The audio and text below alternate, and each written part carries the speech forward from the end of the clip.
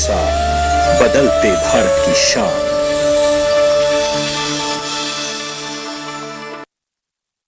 गांव किसान के सह प्रायोजक है agriculture insurance company of India limited. संपन्न भारत की पहचान, बीमित फसल, खुशहाल किसान।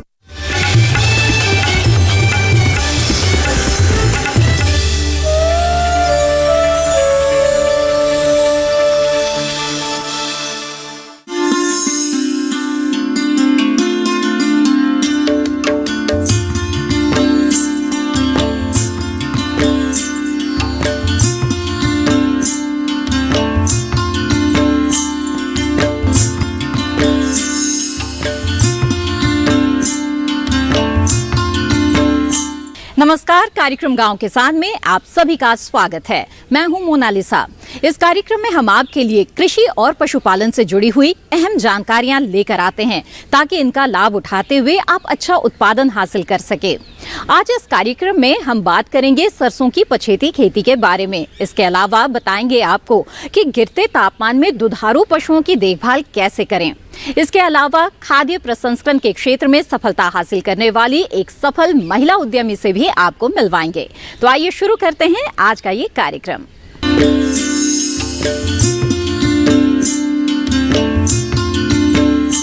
कार्यक्रम गांव किसान के पहले हिस्से यानी कि खेती किसानी में आज हम बात करेंगे सरसों की पछेती खेती के बारे में। अगर आप सरसों की पछेती खेती करना चाहते हैं तो उसके लिए कुछ खास किस्मों का चुनाव करना बेहद जरूरी है। इसके अलावा बुआई करते समय किन किन बातों का ध्यान रखें, आइए जानते हैं विशेषज्ञ से।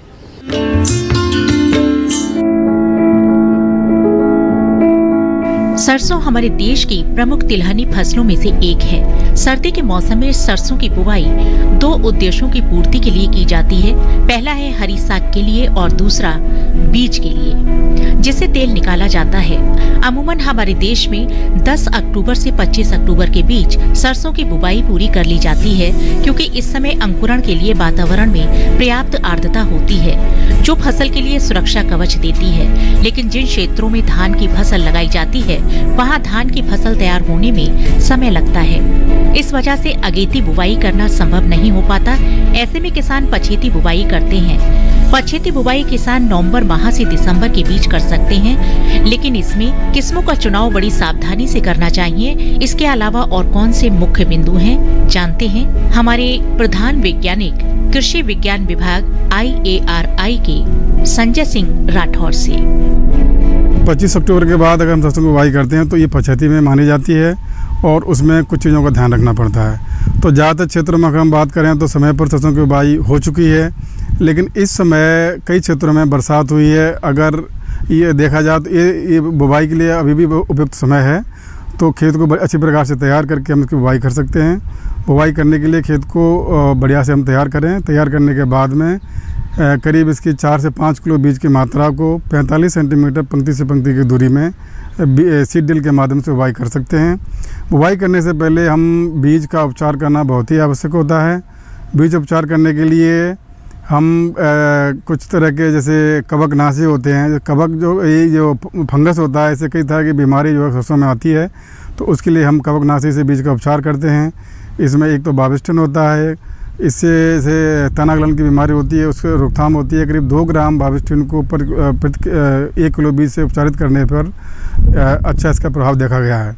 इसके अलावा रेडोमिल MZ जो है, इसकी भी करीब 5 ग्राम की मात्रा को 1 किलो बीज से उपचारित करते हैं, तो इससे एक सफ़ेद रोली की बीमारी का प्रकोप भी कम हो जाता है। इसके साथ साथ में कुछ जैव उर्वरक जिनको हम बायो फर्टिलाइजर कहते हैं, उनको भी बीज से उपचारित करना चाहिए।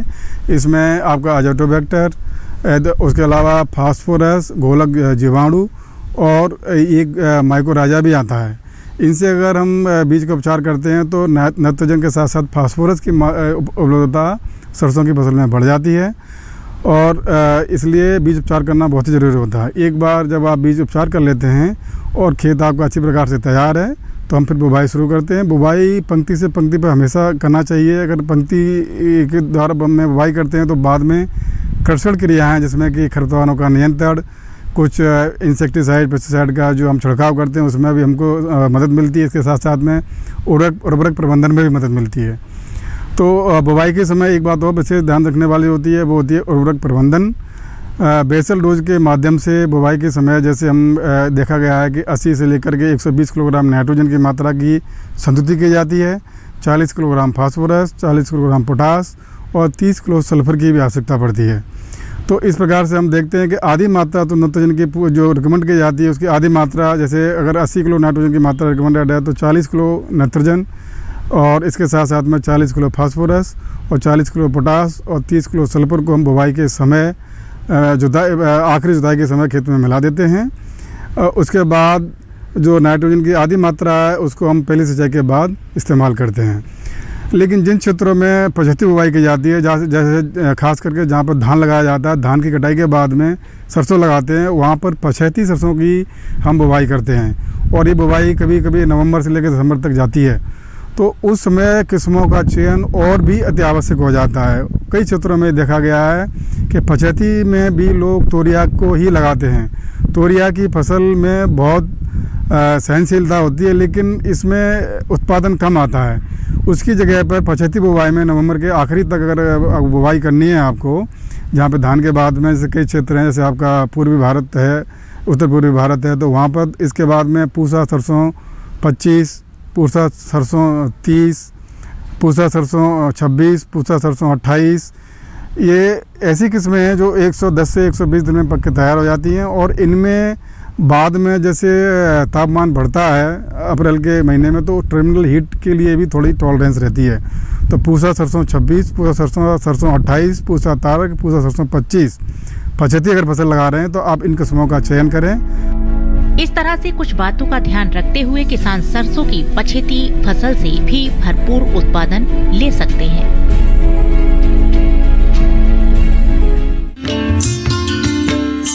तो अभी आपने सरसों की पछेती खेती के बारे में विस्तार से जाना। इसी के साथ कार्यक्रम गांव किसान में वक्त एक छोटे से ब्रेक का। ब्रेक के बाद देखेंगे हमारा पशुधन। आप बने रहें दूरदर्शन किसान पर।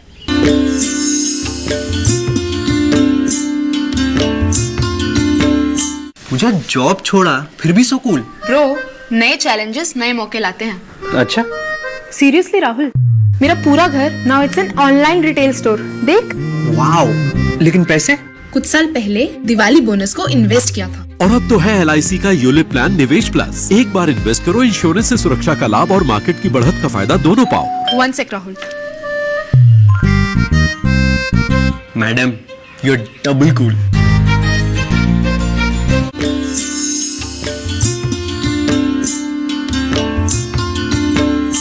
ब्रेक के बाद आप सभी का फिर से स्वागत है। आप देख रहे हैं कार्यक्रम गांव किसान। आइए देखते हैं हमारा अगला सेगमेंट, हमारा पशुधन, जिसमें आज हम आपको बताने जा रहे हैं कि किस तरह से गिरते तापमान में दुधारू पशुओं की देखभाल करनी चाहिए, उन्हें सुरक्षा देना चाहिए और उनके आहार प्रबंधन में किस तरह की तब्दीलियां करें ताकि पशु का स्वास्थ्य भी अच्छा हो और आपको बेहतर उत्पादन भी मिलता रहे।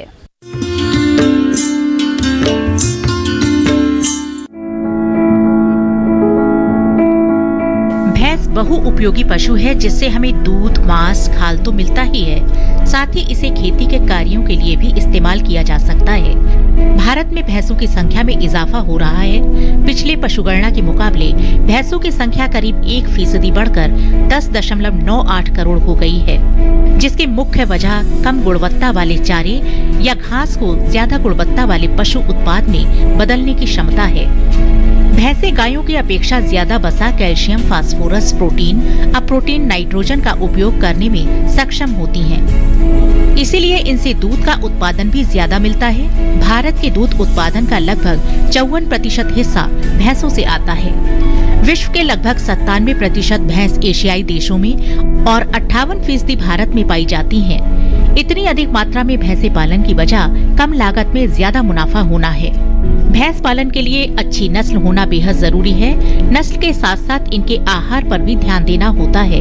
भैंस को एक दिन में करीब 4 किलो दाना, 3 किलो गेहूं का भूसा, 15 से 20 किलो हरा चारा लगता है। संतुलित दाना बनाने के लिए मक्का, जौ, गेहूं, बाजरा की लगभग 35% मात्रा, सरसों की खल, मूंगफली की खल, बिनोला की खल, अलसी की खल की करीब 32 किलो मात्रा, इनमें से कोई एक खली को दाने में मिला सकते हैं। इसके अलावा चोकर करीब 35 किलो और करीब 1 किलो नमक मिलाकर बना सकते हैं। सर्दियों में पशुपालक सूखे चारे का ज्यादा इस्तेमाल करें। सर्दी का मौसम दस्तक दे चुका है। ऐसे में जरूरी है कि पशुपालक अपने पशुधन की बेहतर देखभाल करें। सर्दियों में पशुओं के लिए जूट के बोरे जैसे चीजों का उपयोग कर सकते हैं, जिससे पशुओं को गर्माहट मिले और ठंड दूर रहे। साथ ही पशुपालक ज्वार या बाजरे की टाट बांधकर सर्द हवा से करें बचाव। दिन में जहां तक संभव हो खुले में पशुओं को धूप में ही बांधें। धूप से शरीर का तापमान नियंत्रित बना रहता है। पशुओं के गोबर और मूत्र निकास की भी उचित व्यवस्था रखें। पशुओं के बैठने के स्थान को सूखा रखें। छोटे पशुओं को ठंड से बचाने के लिए सुबह शाम टाट की पट्टी उड़ाएं। पशु के बैठने के स्थान पर भी पराली बिछा दें। पशु को पीने के लिए ताज़ा और गुनगुना पानी दें। पशु को करीब 50 से 60 ग्राम तक नमक जरूर खिलाएं। सुबह के समय पशु को दलिया और गुड़ दें। भैंस पालन को व्यावसायिक रूप देने के लिए केंद्र सरकार और राज्य सरकारें भी सहायता प्रदान करती हैं। दुग्ध उत्पादन को तेजी से बढ़ाने के लिए राष्ट्रीय कृषि एवं ग्रामीण विकास बोर्ड के माध्यम से सब्सिडी प्रदान की जाती है। इनका लाभ लेकर और जरूरी बातों का ध्यान रखकर पशुपालक बेहतर लाभ कमा सकते हैं।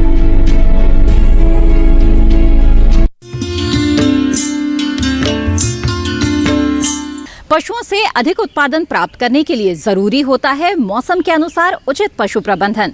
तो आइए देखते हैं क्या कहता है इस माह का पशुपालक कैलेंडर। इस माह में मौसम में बदलाव हो जाता है, अतः पशुओं को सर्दी से बचाने के उपाय करें और रात के समय में पशुओं को खेत में ना जाने दें। पशु आवास को इस मौसम में साफ सुथरा व सूखा रखना चाहिए। पशुओं की रोग निरोधक क्षमता बनी रहे, इसके लिए प्रतिदिन संतुलित मात्रा में खनिज मिश्रण दाने में मिलाकर देना चाहिए। यदि पशुओं को अब तक खुरपका, मुंहपका, पीपीआर, इंट्रोटॉक्सीमिया और भेड़ बकरी को चेचक आदि रोगों का टीका नहीं लगा है तो टीकाकरण इस माह में जरूर करा लें। पशु स्वस्थ रहे, इसके लिए पशुओं को अंतः परजीवी से बचाव हेतु कृमिनाशक दवा की उचित खुराक पशु चिकित्सक की सलाह पर देनी चाहिए। विपरीत परिस्थिति मतलब जब चारे का अभाव हो, उस समय के लिए चारे का संग्रहण करें। पशुपालक हे या साइलेज के रूप में चारे का संग्रहण कर सकते हैं। भैंसों के गर्भ धारण के लिए ये समय उचित है। भेड़ के ऊन काटने के 21 दिन बाद उसे भाई परजीवी से बचाव हेतु कीटाणुनाशक दवा से भेड़ के शरीर को साफ करें। पशुओं को टीकाकरण करवा लेना चाहिए व पीड़ित पशुओं को पशु चिकित्सक की देखरेख में चिकित्सा करवानी चाहिए।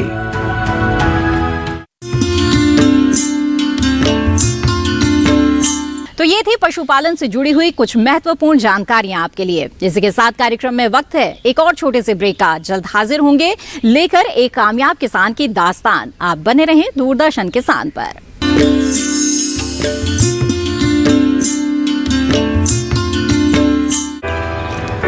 My journey of insurance and investments began at the same time when I invested in LIC SEEP. In this fast-moving world, SEEP can balance your funds with security and growth.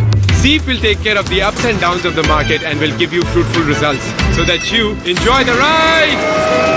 And when SEEP is with you, you can soar high. LIC's unit-linked insurance plan SEEP offers savings and protection so that you can soar high in your life. LIC, हर पल आपके साथ।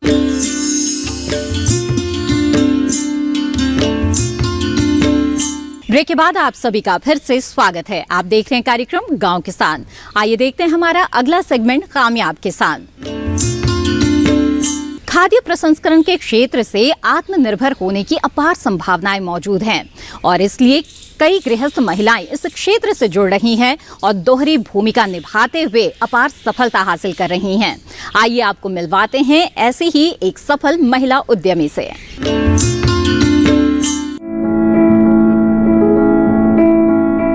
हमारे देश में खाद्य प्रसंस्करण में कई विकल्प मौजूद हैं। इसकी सबसे अच्छी बात ये है कि इसमें समाज का हर वर्ग आसानी से अपनी भागीदारी दे सकता है। लेकिन खाद्य प्रसंस्करण में महिलाओं की भूमिका अभूतपूर्व है। लंबे समय से महिलाएं खाद्य संग्रह करने के लिए प्रसंस्करण करती आ रही हैं। बदलते दौर में खाद्य प्रसंस्करण घर की चार दीवारी से बाहर निकलकर व्यावसायिक रूप ले चुका है। आज महिलाएं अचार, मुरब्बा जैसे उत्पाद बनाकर खुद को और समाज को सशक्त कर रही हैं। ऐसे ही एक महिला रुचि माथुर, जिन्होंने इस व्यवसाय में काफी उतार चढ़ाव पार कर आत्मनिर्भर बनी है। दिल्ली की रहने वाली रुचि माथुर ने घर के चटपटे अचार को बाजार में लाने का विचार बनाया, जिसमें किसी भी प्रकार के रसायन का इस्तेमाल न किया गया हो। वो चाहती थी कि इनके बनाए उत्पाद जहां स्वाद में बेहतरीन हो, वहीं स्वास्थ्य के लिए भी अच्छे हों। लेकिन इसके लिए सही जानकारी का होना भी लाजमी था। इसके लिए रुचि जी ने व्यवसाय की शुरुआत करने से पहले कृषि विज्ञान केंद्र उजवा से प्रशिक्षण लिया। वो बताती हैं कि 10 दिन के प्रशिक्षण अवधि के दौरान हर छोटी से छोटी लेकिन महत्वपूर्ण जानकारी दी गई। इस संघर्ष भरी यात्रा में कैसे मिली सफलता, आइए सुनते हैं रुचि माथुर से। घर के बने अचार को व्यावसायिक रूप दिया। रसायन मुक्त अचार लोगों के लिए अच्छी सौगात। कृषि विज्ञान केंद्र उज्जवा से प्रशिक्षण लिया। 10 दिवसीय प्रशिक्षण में मिली जानकारी। हम लोग कायस्थ हैं चूँकि, तो खाना बहुत अच्छा बनाते हैं। मेरी मदर भी बहुत अच्छी कुक है, अचार वगैरह बहुत अच्छा बनाती थी। और इनफैक्ट हम लोगों को कहीं वो चीज़ें मार्केट में कभी मिली नहीं कि इतनी बढ़िया क्वालिटी की चीज़ जो है वो आपको कहीं होममेड जैसा मिल जाए। तो ये हुआ क्यों ना हम लोग ही शुरू करें इस तरीके का एक वेंचर। तो एक थॉट आया कि अचार बनाते हैं और मार्केट में सेल करेंगे अच्छी क्वालिटी का होममेड, जिसमें कि केमिकल्स बेस्ड ना हो, जो घर की तरीके से बनता है हाइजीनिक वैसा ही बनाएं।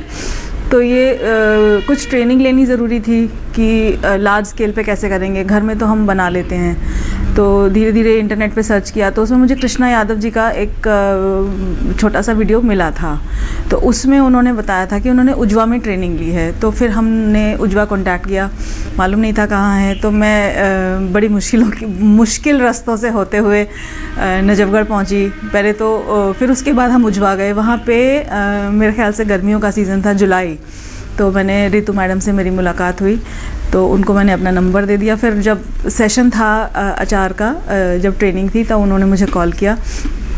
तो मैं गाज़ियाबाद में हूँ। गाज़ियाबाद से उज्जवा लगभग 65 से 70 किलोमीटर है।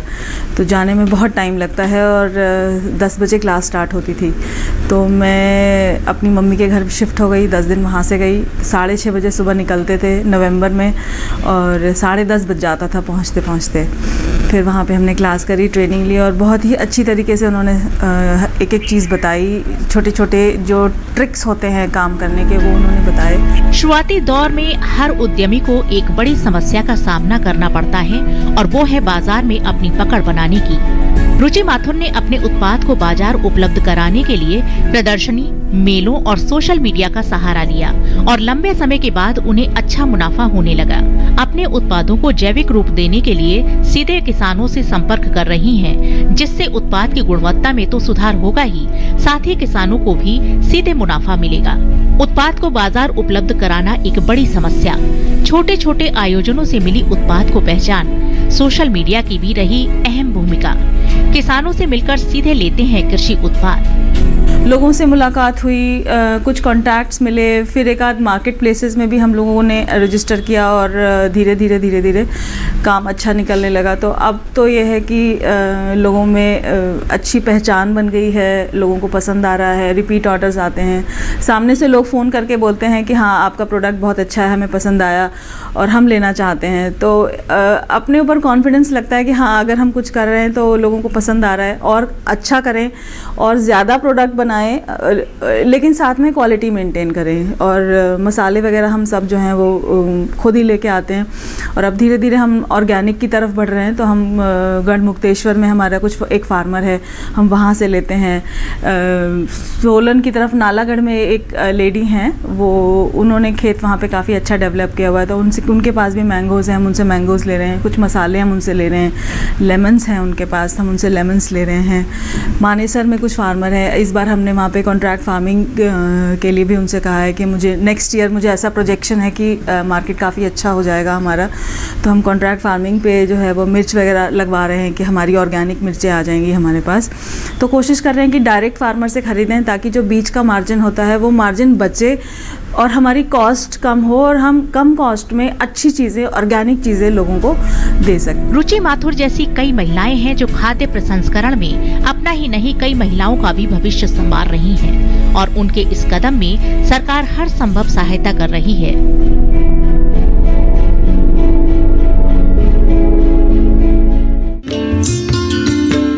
तो देखा आपने, खाद्य प्रसंस्करण का क्षेत्र आपको सफलता की किन ऊंचाइयों तक ले जा सकता है।